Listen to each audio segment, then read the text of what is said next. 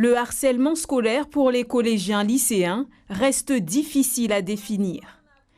À Mayotte, où les violences en milieu scolaire sont un vrai fléau, il y a souvent confusion entre harcèlement et agression. C'est quelqu'un qui harcèle une autre personne pour le frapper ou pour lui dire quelque chose que ça va lui faire mal. Par exemple, il y a des personnes au lycée, ils prennent des vidéos des gens, ils les publient dans les réseaux, tout nus ou...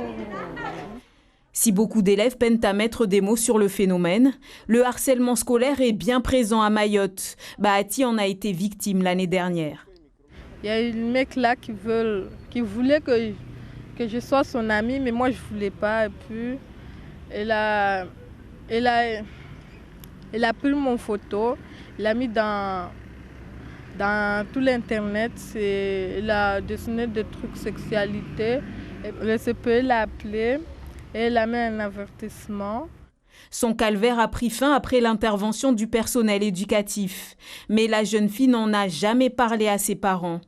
Favoriser la communication, l'objectif du dispositif phare mis en place en 2022 à Mayotte et dont le gouvernement souhaite le renforcement. Aujourd'hui, l'ensemble de nos collèges et lycées sont inscrits là, c'est-à-dire journée de sensibilisation, identifier des ambassadeurs, des lieux de recueil de situations, et puis d'essayer aussi de créer des instances de médiation entre agresseurs et victimes en fonction de l'ampleur de la situation. C'est plutôt positif en termes de communication, c'est-à-dire c'est une journée de sensibilisation. On s'aperçoit néanmoins que ce n'est pas suffisant.